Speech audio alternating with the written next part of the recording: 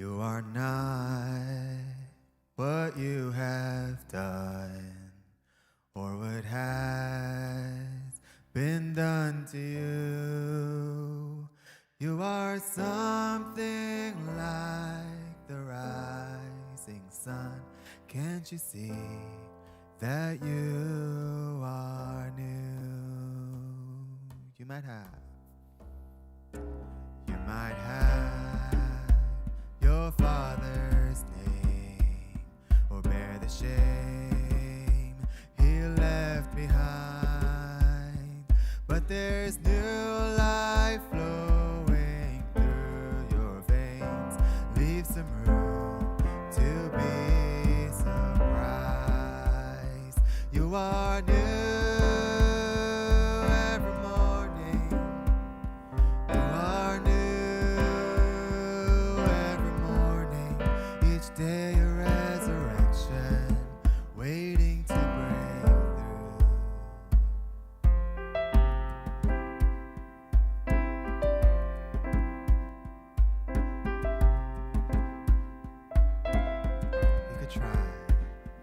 You could try just for a start to put the judge back on the shelf. All the loving kindness in your heart, have a little for yourself. You are new every morning. You are new every morning. Each day a resurrection waiting to break through. You think hope is lost, but it's just underground. The flame might be an ember, but the fire won't go out. All the evidence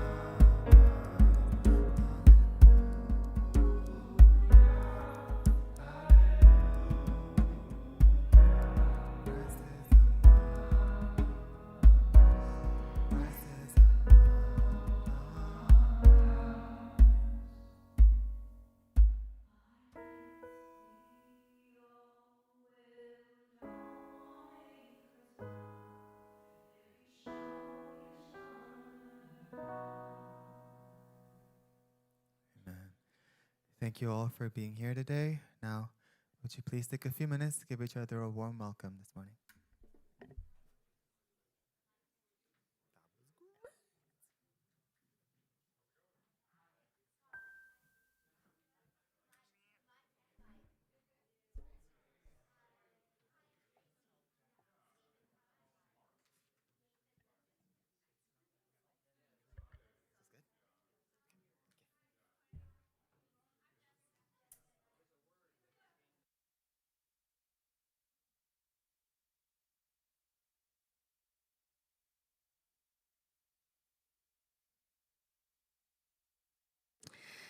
All right. Good morning, everyone. Hello to all of you who braved the weather and made it here in person. And also welcome to those of you who are tuning in via live stream. My name is Allison. I'm the lead pastor here at the River. It's so good to be here with you this morning. I'm going to start out by sharing some announcements. So the first is, hopefully on your way in today, you received a program. If not, don't worry, you can get up and grab one in the entryway. But the program is a really useful tool. We always share about some of the events that are upcoming from here on the stage, but typically we have even more things going on. And so the program is a place where you'll find more information about that. There's also information about the speaker of the day, the service order, as well as information about how to give to the church financially, if that's something you came wanting to do today. Inside your program, there should be a loose insert. On one side of that is what we call the connection card. This is a tool for everyone, whether you've been here for years and years and years, or whether this is your very first Sunday here with us.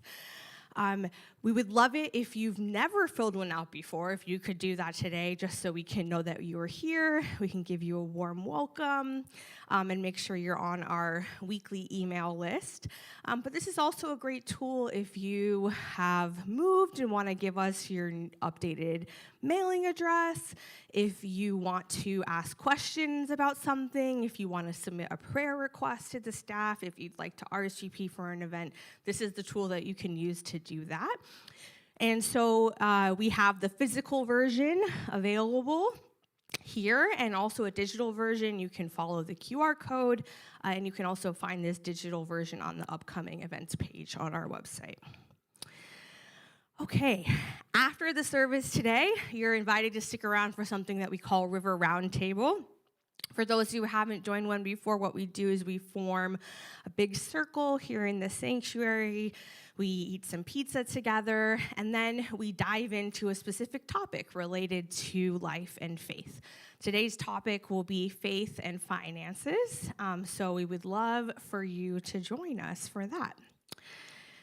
Next Sunday, we have a couple events going on. So we are going to have our second River Census Pizza Party. So if you haven't heard about it before, we have this little thing called the River Census. And why we're calling it a census is because the idea of a census is that you count everyone. And here at the River, we really believe that everyone counts. And so we want to have a better sense of who is part of the community, what programming is resonating with you, what ideas do you have for the year ahead. We really want your voice to be part of the decision-making process that we'll go through as we're looking at our budget and priorities for the year ahead. So we would love it if you would fill out the census by the end of January. So we're nearing the end of this process. So I know for some folks it helps just to have like a dedicated time to do this, and so that's why we're having this second River Census Pizza Party where you can plan to just stick around, sit down at a table, either fill it out by hand or on your phone or on a tablet or a computer, alongside other folks in the community who will be doing the same. And I'll also be around to answer any questions that may come up for folks. So you can either grab a printed copy of the census that looks like this, that's available here at church, or you can find the digital version on the homepage of our website. All right, and then after the pizza party, a group from the River to Mountain team is going to be heading out, hopefully, to Central Park, assuming the weather cooperates. So if you would like more information about that outing, please use the connection card. And then 2 Sundays from now, on February 1st, we have a couple events going on. We'll have our high school boys mentorship lunch, and we will have a parents gathering. So this is for anyone who is a parent. You're welcome to stick around. We'll have pizza. We're going to have a group discussion together around the book Woven by Meredith Miller. And if you need childcare in order to attend, please let us know, and we'll make arrangements for that. And for this next announcement, I would like to invite up our leaders of the women's group. Let's give them a warm welcome.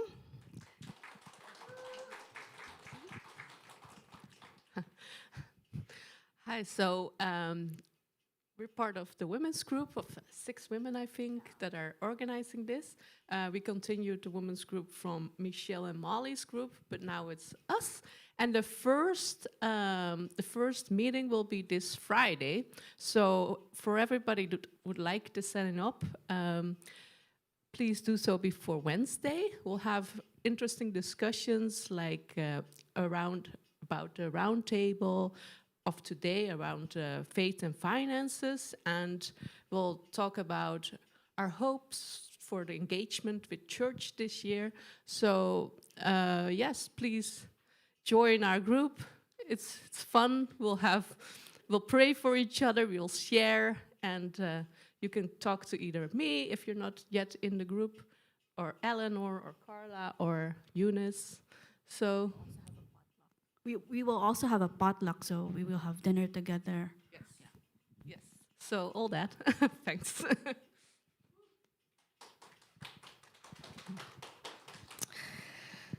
All right. And finally, I'm making this announcement on behalf of Faye, who couldn't be here today. So some of you may have formerly heard about a group called River Football, aka Soccer. This group has been rebranded and expanded, and it's now River Sports more broadly. They have some exciting events coming up. So tomorrow, and also again on February 16th, a group will be going to the Woolman Rink at Central Park for ice skating. Both of those days were selected because it's Community Day, which means it's free admission for everyone. You just have to pay to rent your skates if you don't own a pair. So if you're interested in either of these ice skating dates, tomorrow and February 16th, fill out the connection card and you can get more information about that. And then on Saturday, January 31st, the group is gonna go bouldering/rock climbing at the Bouldering Project in Brooklyn. And there's some information about how if you can get like a free first visit. So if you reach out via the connection card, they can share details on exactly how that is all gonna work. But lots of exciting stuff coming up. As I mentioned, these are just a few of the things going on. We have many other groups and gatherings, so please look at the program on the website if you want to get more information about those. All right, with all of those announcements out of the way, I now have the pleasure of introducing our speaker for today, Maddie. Let's give Maddie a warm welcome. Thank you so much. Hey, everyone. It's good to see you on this snowy holiday weekend. And hello to everyone who is joining us on the live stream. For those of you who don't know me, I'm Maddie. I'm the ministry assistant here at the River. Last week, Allison kicked off our new sermon series, Jesus Parables, Meeting God Through Story. So this is a sermon series where we're taking a look at the stories that Jesus told his followers about God and about how we live our lives and what those stories reveal to us about where God might be moving today. So Allison started off this series by explaining how to read the parables. She did some framing. She reminded us that a parable literally means to throw alongside. So it's a story that actually places two things side by side so that something new can come into view. And she drew on scholar Amy Jill Levine, who's a Bible scholar, and she emphasized that parables aren't just cute little moral lessons or tidy little allegories where every single detail has this one-to-one representative meaning. Parables are actually meant to slow us down. They're meant to get under our skin, to surprise us, to challenge us, and sometimes even to indict us, and to help us revive our ability to see and hear when our hearts have grown dull.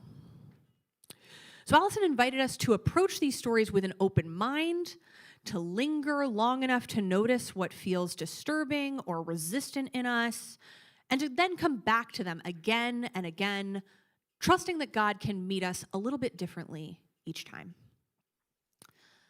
So, today I want to build on that by exploring one of my favorite passages in the gospel, and that's the purpose of parables. And I love this part of the gospel because it's the part where Jesus gets a little bit frustrated and he realizes that what he's doing hasn't been working for everyone. And I relate to that a lot as someone who frequently gets frustrated and decides to totally pivot. I am the kind of person who starts to sweep my kitchen, and then you know that thing where you try to sweep the dust into the dustpan, but it doesn't get in there because it's too small? Yeah, I pivot when I'm 3/4 done, and I just Swiffer. I get mad, so I pivot a lot. I want to explore today why it is that Jesus decided to start telling a lot of parables about halfway through Matthew's gospel. And I also want to explore the parables that shape us and the people around us. What are the stories from our lives that lead us to the conclusion that certain things are obvious? And how can we use stories, especially Bible stories, to connect with people who really disagree with us about what is obvious? With that, I'm going to jump right in. So today's scripture comes from the center of the Gospel of Matthew. It's right in the middle. Jesus has been making his way through the towns along the Sea of Galilee, performing miracle healings and proclaiming his message to a growing band of followers. And these towns along the Sea of Galilee are not the most holy of places. These are towns like Capernaum, Bethsaida, Chorazin, and Nazareth, where Jesus grew up. So these are towns that are far away from Jerusalem, from the temple, from the Pharisees. It's where ordinary people live. These are like small farmers, fishermen, day laborers. So Jesus had been doing his ministry in these towns, and through that ministry had gained a following among these ordinary people because he was preaching a message that was pretty different from what they had heard from other religious leaders at the time. So the Jewish people of Galilee were used to hearing about all the different practices that they should be performing in order to stay faithful to the Hebrew scriptures. They were hearing, for example, that they should rest on the Sabbath, or that they should work to differentiate themselves from the Gentiles around them by keeping their food and bodies pure in important ways. Because many religious leaders at the time thought that that was the best way to honor the message of the Hebrew scriptures.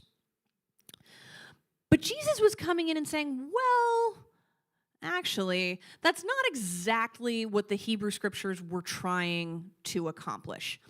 He's saying that if you really want to embody the spirit of these scriptures, you have to read them a little bit differently. Sure, rest on the Sabbath, but if you see someone who's in pain or who's struggling and you can help them, don't let the Sabbath stop you. You should go and help. And on top of that, while it's important to honor our food and our bodies and to go against the grain of what the people around us are doing, that doesn't make any of us better than other people who do things differently. We shouldn't be so focused on differentiating ourselves from people who don't act like we do. We should be focused on serving them instead. So that's what the Hebrew scriptures are really about, Jesus says. They're about loving your neighbor. Sure, the Hebrew Bible says all of that stuff about resting on the Sabbath and food and bodies, but if you read the whole thing, it's pretty clear that the focus should be on loving our neighbors. And so he tries to embody that. He tries to really demonstrate that by going to Galilee, this not-so-holy place, and he heals people on the Sabbath, and he engages with all kinds of imperfect people who don't follow all the rules. These are Jewish people who maybe aren't as observant. They're kind of like, I go on holidays, but I don't know how I feel about the rest of it. And in addition to those Jewish people, there are some Gentiles among Jesus' followers who don't actually subscribe to the Hebrew scriptures at all. And that's pretty scandalous. And as he gains a following among these people, the Pharisees over in Jerusalem start to hear about this, and they come to Galilee to see what the commotion is about, and they don't like it. This man is out here claiming he's the Son of God and saying all kinds of things about the supposedly true meaning of the Hebrew Scriptures, and they could not disagree more. He's reading these scriptures in a totally different way, and to them it's blasphemy, it's heretical, they want him gone.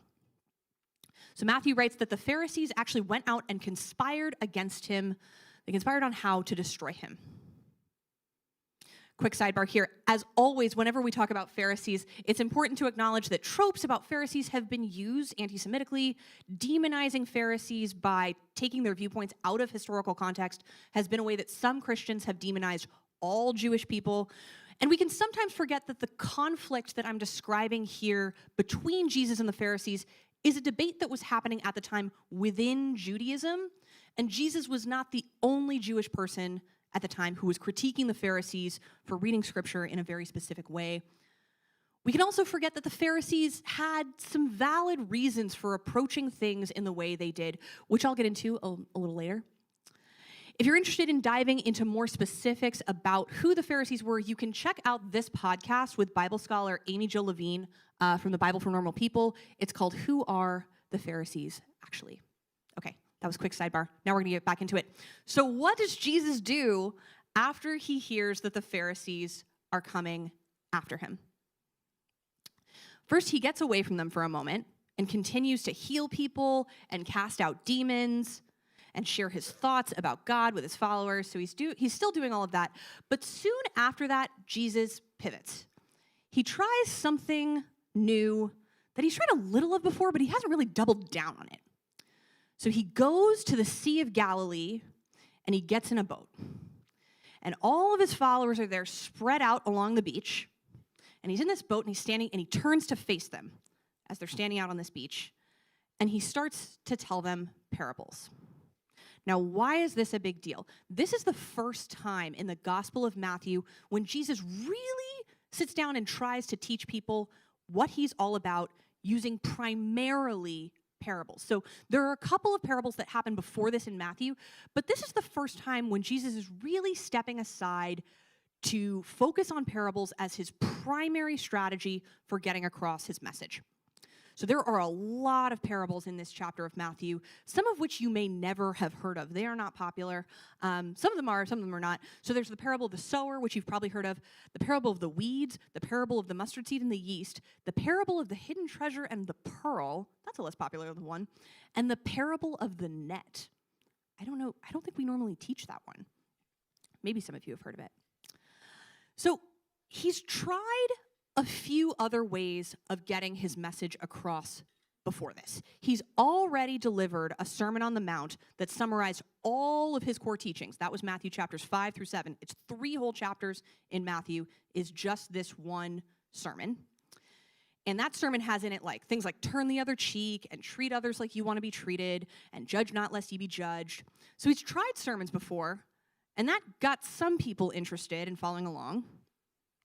And he's also tried miracle healings. A lot of people like that. The people love a good miracle, especially when it heals a person who's sick. So we got some followers out of that.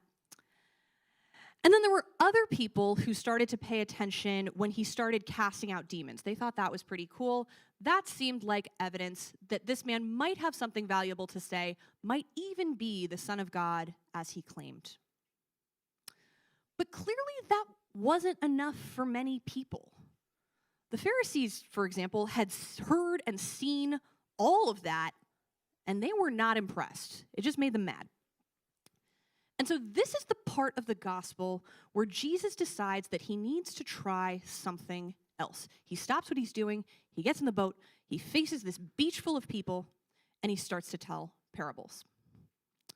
And the first one that he tells is the parable of the sower. That's the one about a man who spilled some seeds out on a path, and the ones that fell on rocks or thorns didn't grow into anything, but the ones that fell on good soil sprouted up and yielded a lot of grain. And there are a few different interpretations of this parable, but one interpretation of this parable is that it's a metaphor for what it's like for Jesus to try to spread his message to people, right? There are a lot of people who just don't want to hear what he has to say. And so his message isn't going to sprout anything in them, even if he gives them a sermon or shows them a miracle. But the people who are open to hearing what he has to say, they're giving him some good soil to work with. Something might come from that. Something new might grow in them. So Jesus tells this parable, and immediately the disciples are confused. What is he doing? What's with the parables? And they ask him, why do you speak in parables? And when I read that, I don't think they're just confused. They're annoyed. They're out here putting themselves at huge risk. Various people, as we know, are plotting to destroy this man who they've left their families to follow. They've given up everything to follow someone who might soon be dead. And maybe that risk seemed worth it to them when he was being serious, when he was giving sermons or healing people or casting out demons. But now he's taking a step back from that important work to tell stories right now when people are coming after them. Wouldn't right now be the right time to fight back? Wouldn't right now be the time to show the Pharisees that Jesus and his movement are not to be messed with? Why isn't he doing something? Why isn't he saying something directly? Why is he speaking in parables? That's not what serious people with a serious message worth seriously defending do. But Jesus responds to them. He says, to you it has been given to know the secrets of the kingdom of heaven, but to them it has not been given. For to those who have, more will be given, and they will have an abundance. But from those who have nothing, even what they have will be taken away. The reason I speak to them in parables is that seeing they do not perceive, and hearing they do not listen, nor do they understand. With them indeed is fulfilled the prophecy of Isaiah that says, you will indeed listen but never understand, and you will indeed look but never perceive. For this people's heart has grown dull, and their ears are hard of hearing, and they have shut their eyes, so that they might not look with their eyes and hear with their ears and understand with their heart and turn, and I would heal them. What's he saying here? He's saying that his message that he's been repeating ad nauseum for his entire ministry isn't obvious to everyone. Sure, some people hear it and immediately get it and are on board, like the disciples, because they're predisposed to hear it. Something about their experience of the world and their experience of God made them open and receptive to what Jesus had to say. It was easy for them to hear Jesus' message. It might not have been easy for them to give up their lives and follow him, but it was easy for them to see God in him. But it's not that easy for everyone. It's not easy for the Pharisees or their followers or for a lot of other people. It's scary. This man is out here questioning things that are really important to them. And in the process, he's actually putting them all in danger. What the Pharisees see is Jesus putting the Jewish people at risk, because the Pharisees know that if the Romans hear that the Jewish people are getting riled up with these crazy new ideas, they're going to come in and lay down the law. They're going to show the Jewish people who's really in charge. The government is going to come and start executing people. So the Pharisees can't afford to have Jesus creating a ruckus. This isn't just about maintaining their own power or preserving tradition. It's actually about protecting their entire community from the imperial government. So they had a bit of a point. So why parables then? What are parables going to do?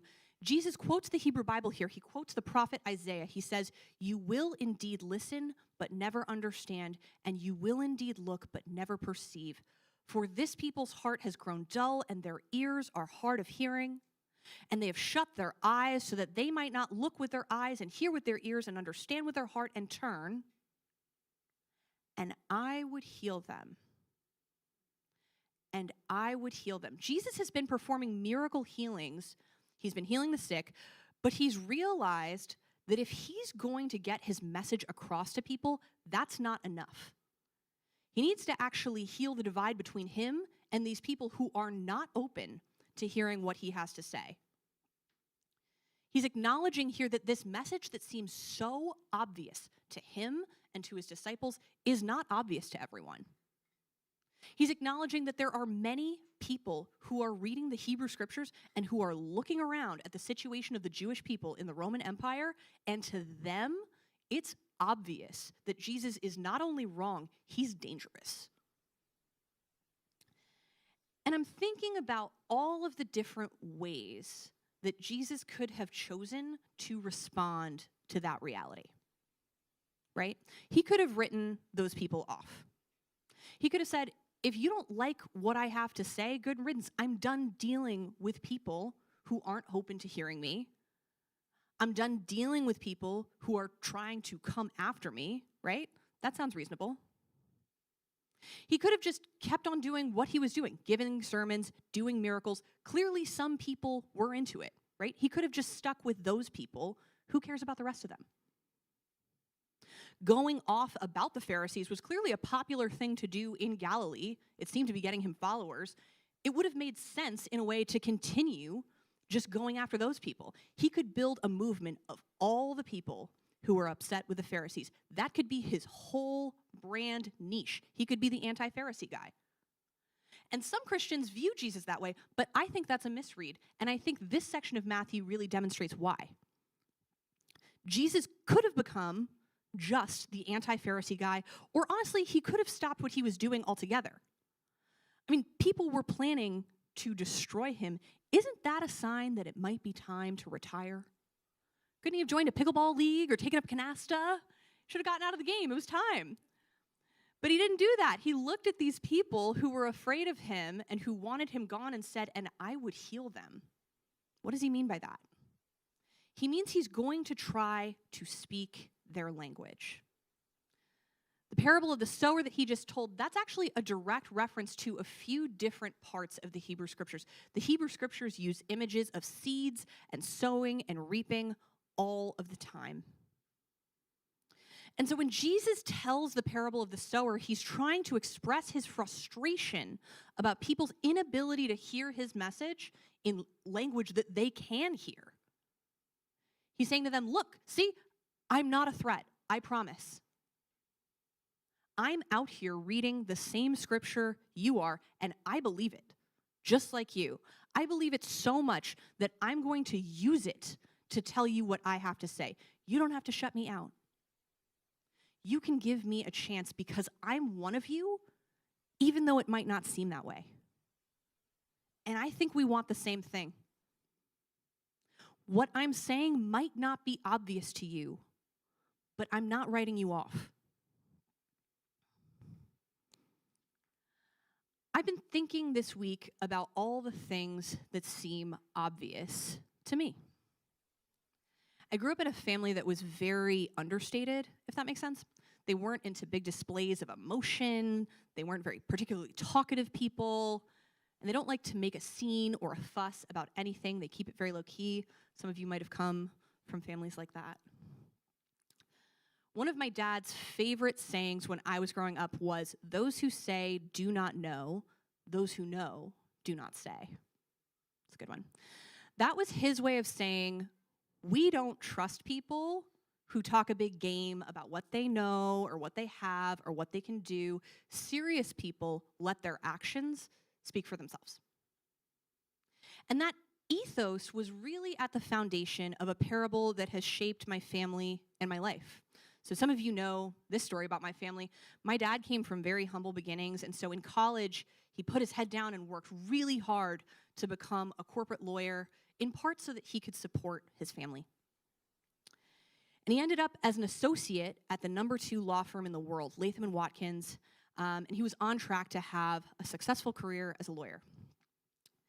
But a couple of weeks after I was born, my dad very unexpectedly made an impulsive decision. It was very unlike him. He was sitting in his boss's office, and he overheard his boss get a call from a man named Alan Rothenberg. Alan was a lawyer who ran the U.S. Soccer Federation, which is an organization that sponsors the U.S. men's national team and the women's national team, all the national teams. And Alan had convinced FIFA to bring the 1994 World Cup to the United States. But as part of that World Cup bid, he had promised FIFA that he would launch an American soccer league. The previous league, the National American Soccer League, had folded in the 1970s because it had failed as a business. So at that time, there was no professional soccer league in America. But Alan thought he could use the World Cup to generate some soccer excitement in the US that he could use to launch a new professional soccer league. So he called my dad's boss that day because he was looking for another lawyer to come help him write the business plan for his new league. But when my dad overheard the call between Alan and his boss, he got up, he ran down 4 flights of stairs, and he begged Alan to let him write the business plan. And that's how my dad quit his job a couple of weeks after I was born to go and start Major League Soccer. He was the first employee. He's been with the league since day one. And so I spent my childhood watching Major League Soccer go from being the butt of every possible joke about Americans playing soccer to becoming actually a very successful, serious sports league that attracts star players from around the world. People thought this league would never launch or that it would fold within a couple of years. But it's been around for 30 years now, and it's only getting better every season. I sometimes call Major League Soccer my sibling that gets more attention than me. No, I love it. You might be thinking to yourself, that doesn't sound like a very understated parable. That sounds pretty dramatic. But that's not what I took away from it growing up. My dad's been called all kinds of things by a lot of different people. He's been criticized for being too cautious or risk-averse or conservative in the way that he's approached building and expanding this league. But if you asked him, he would tell you that that's why MLS has survived where the previous league failed. It's been successful because the league has been focused on being consistent and measured and has executed well on the fundamentals. It's been slow and steady because the game speaks for itself.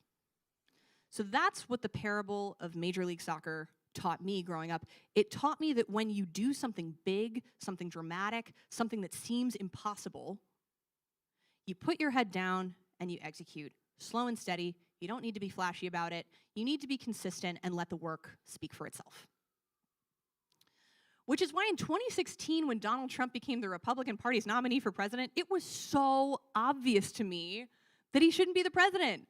I know there's a trend on Instagram where we're all posting pictures of ourselves from 2016. So that's Donald Trump and me in 2016. I was working for the Hillary campaign in New Hampshire. So that's me in my New Hampshire for Hillary shirt.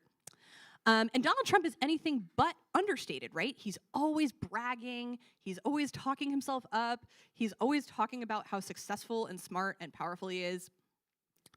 And I didn't agree with his policy agenda or what existed of it during the 2016 campaign.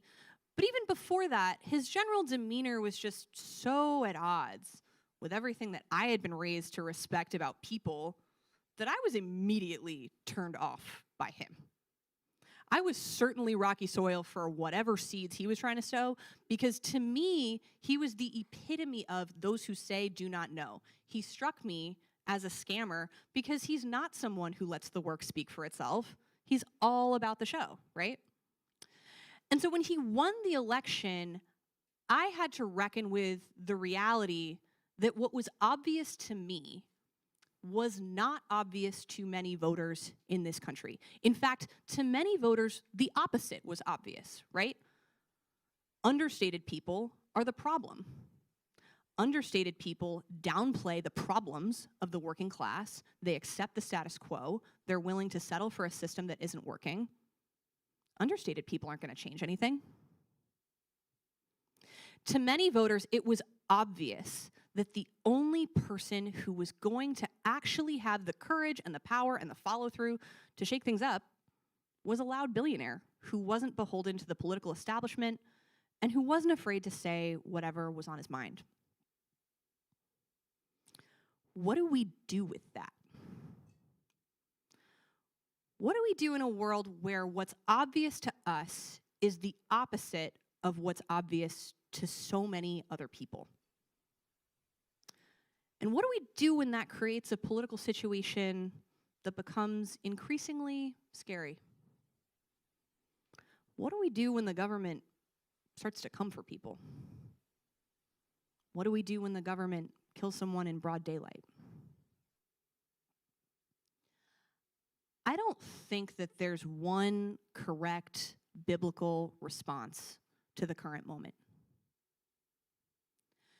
There are people out in the streets protesting right now, and I think that that's biblical. There are people who are going into hiding right now and who are attempting to care for and to hide others, and I think that's biblical. I think that there's room for a variety of biblical responses to what's happening right now in our country, and that different people can play different roles, but I think it's worth it to seriously consider right now whether it might be your role to speak in parables to people who aren't perceiving, listening, or understanding what's happening. So what do I mean by that? I mean that 72% of white Christians voted for this president, and many are supportive of his agenda to violently round up and detain and deport tens of millions of people, often indiscriminately, illegally, and without due process. These people have seen what this president has done so far. They've heard the arguments against him, and they're not swayed. What we've done so far hasn't worked to convince them. And sometimes I think it would be easier to give up on them and to say, we're done with you. But at the end of the day, they live here too, and they vote. And I don't know that turning our backs on them is going to stop any of this from happening. I don't think there are easy answers. I don't think this is a straightforward situation. But there are moments when it feels like one of the best things we can do is pray that God might be saying, and I will heal them. Here at the River, we read the Bible pretty differently from many of the people who support this president's agenda. We believe that if you read the whole thing, it's really about loving your neighbor. And some Christians feel pretty threatened by that. That can sound scary when you grew up learning that something else was obvious. But at the end of the day, we're reading the same Bible, and that means that we've been given a language that maybe one day they will hear. We can share a parable with them, not to proof text or to show them that we know more than they do, but instead to make a bid for connection, to try to heal a little bit of this divide between us. We can share a parable as a way of saying, look, see, I'm not a threat, I promise. I'm out here reading the same scripture you are, and I believe it just like you. I believe it so much that I'm going to use it to tell you what I have to say. You don't have to shut me out. You can give me a chance because I'm one of you, even though it might not seem that way. And I think we want the same thing. What I'm saying might not be obvious to you, but I'm not writing you off. Because at the end of the day, I've been blessed with ears to hear certain parts of Jesus' message really well, but not every part. It's easy for me to hear that what ICE is currently doing is the opposite of loving your neighbor. I'm good soil for that one. But it's less easy for me to hear that my upbringing makes me less sensitive to the concerns of working class people, right? It's not easy for me to hear that being understated isn't always the best or most effective way to bring about change. That there might be times when the gospel calls us to be disruptive. I might be rocky or thorny soil for that part. I sometimes wonder if I were alive in Jesus' time, if I would have been totally on board with everything he was up to. Would I have been good soil back then? I don't know. And so as frustrating and sad as it is that there are many people out there who hold some views that I find obviously abhorrent and that are doing quite a bit of harm, I often need to remind myself that I need grace just as much as they do. And while not all views are the same, we are all on journeys to be able to better hear the gospel. I know I need help with that sometimes, and in moments when I'm feeling strong enough to do it, I hope that I can help others to do that too. So with that, I want to close us out with 3 practical suggestions. First, write out a parable that's shaped you. This has actually been a hugely helpful one for me. So there are certain things that are obvious to each of us that maybe aren't as obvious to everyone else. Connecting with other people and healing the divides between us often requires understanding first how it is that we came to certain values, preferences, or beliefs. What kinds of people are you drawn to and why? And what kinds of people instinctively turn you off? What stories from your life might help you or a stranger understand how you came to your worldview? I found that writing this out has been healing for me and has made conversations across difference a lot easier. When I'm able to separate myself from the stories that shape me, it's easy for me to attempt to empathize with other people's experience. My second suggestion is to ask someone for a parable that's shaped them. So imagine for a moment that you grew up differently. What experiences might shape someone to believe the opposite of what you believe? You might reflect on specific people in your life who do believe something very different from you. And if you feel comfortable, you might even ask them how they came to believe those things.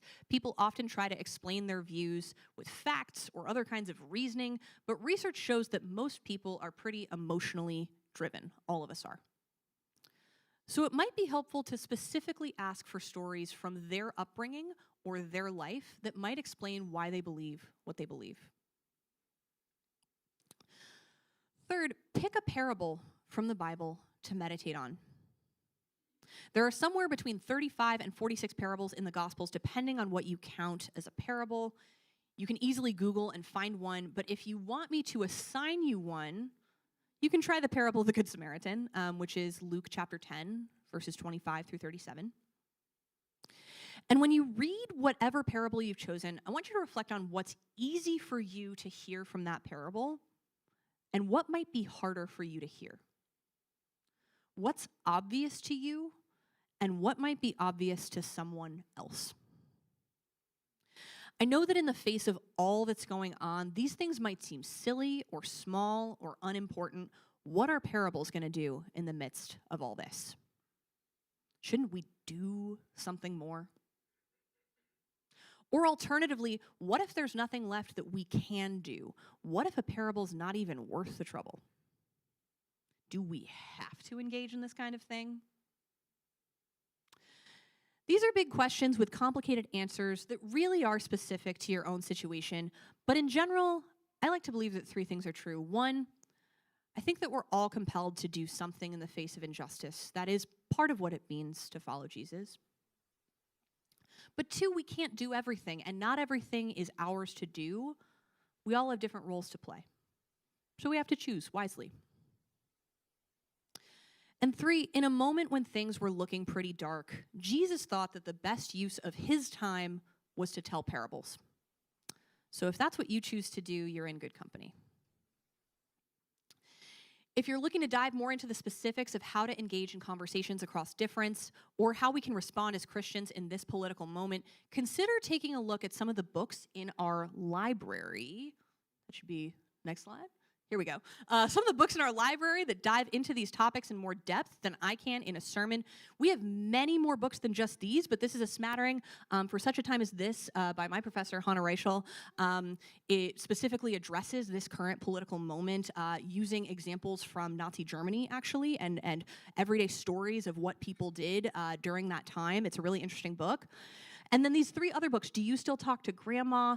I Think You're Wrong, But I'm Still Listening, and I Never Thought of It That Way, are all very practical guides for approaching conversation across difference and making bids for connection, even and especially when that is hard. We have many more books along these lines in our library, but these are a few, and you can always go check it out and speak to our librarian, Lucius, if you're looking to learn more. With that, we have been closing out our sermons in this series with a little exercise in the end. I am not going to have you all dive into really deep political parable discussion with one another, don't worry. But I do think it would be nice for us to be able to practice sharing a story with one another. So we're going to do a low stakes one. If you could turn to someone near you and share a story about a favorite dish, a favorite food, or a favorite dish that you grew up with as a way of making a bid for connection, I invite you to do that now for the next few minutes. Thanks.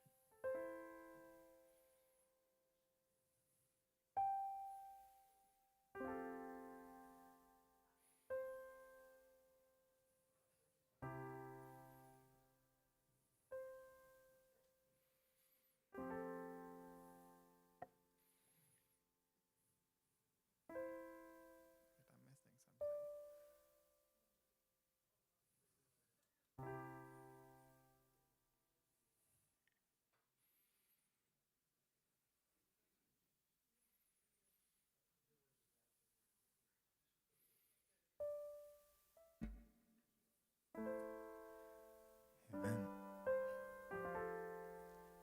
Thank you so much, Maddie, for such a wonderful sermon today.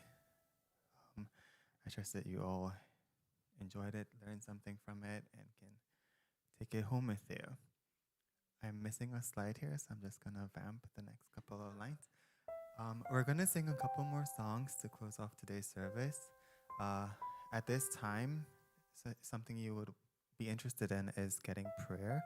We do have members of our prayer team available and are specially trained to speak with you and pray with you at this time. So feel free to go to the back during these next few songs, and someone will be there to pray with you and talk with you. Now, if you're willing and able, please stand and join us in singing these next few songs together.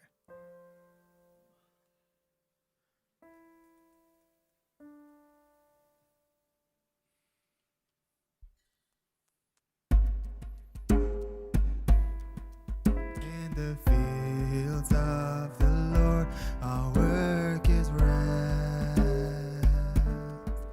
God is moving in our hands and feet to bless. In the fields of the Lord, in the fields of the Lord, in the fields of the Lord, our work is rest. In the vineyards of the Lord, our work is light. God is tending every leaf and every vine. In the vineyards of the Lord, in the vineyards of the Lord, in the vineyards of the Lord, our work is light. In the garden of the Lord, our work is sound. God is weaving every thorn into a crown. In the garden of the Lord, in the garden of the Lord, in the garden of the Lord, our work is sound.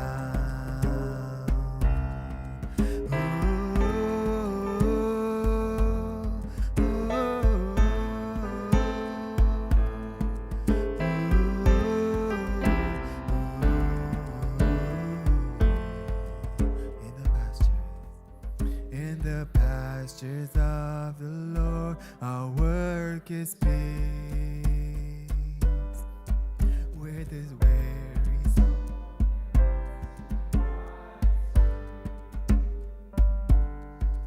in the pastures of the Lord, in the pastures of the Lord, in the pastures of the Lord, our work is peace. In the pastures of the Lord, in the pastures of the Lord, in the pastures of the Lord, our work is peace.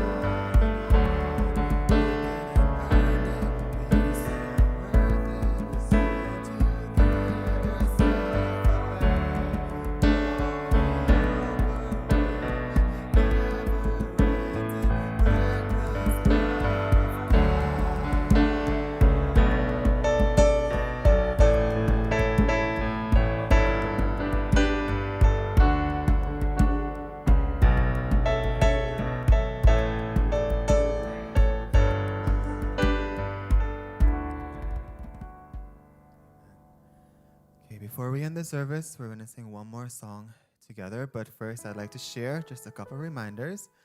The River Lending Library is opened and available for use.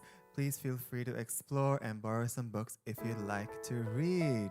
Also, if you would like to use our bathroom, we have one right over there. However, if you walk to the window and say the magical words, abracadabra, 3 more will appear on your left. With additional sinks too. Powerful spells. And finally, you are invited to stick around after the service for the River Roundtable discussion happening here in the sanctuary. Today's topic is faith and finances. With those announcements out of the way, let us sing this final song together.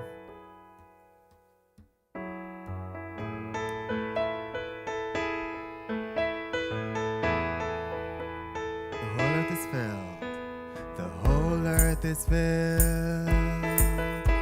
The whole earth is filled.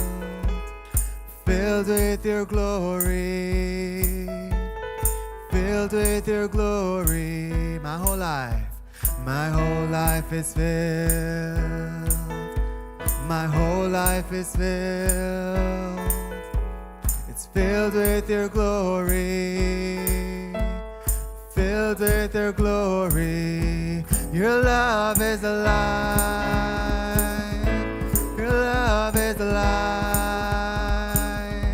Your love is beating inside of my heart and my soul and my mind. Your love is alive. Your love is alive. Your love is leading me into the way and the truth and the life. The whole earth is filled. The whole earth is filled. The whole earth is filled. Filled with your glory. It's filled with your glory. My whole life is filled. My whole life is filled. Filled with your glory. It's filled with your glory. Your love is alive. Your love is alive. Your love is beating inside of my heart and my soul and my mind. Your love is alive. Your love is alive. Your love is leading me into the way and the truth and the life. When blinded by darkness or lost out at sea, even in death, you're always with me.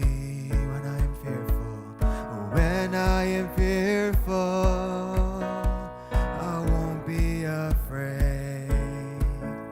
Oh, Spirit, remind me, your presence remains. Your love is alive. Your love is alive. Your love is beating inside of my heart and my soul and my mind. Your love is alive. Your love is alive. Your love is leading me into the way and the truth and the life. The whole earth is filled. The whole earth is filled. It's filled with your glory. Filled with your glory. My whole life is filled. My whole life is filled. Filled with your glory. It's filled with your glory. Amen. Thank you so much for joining us today. Feel free to stick around and commune with one another.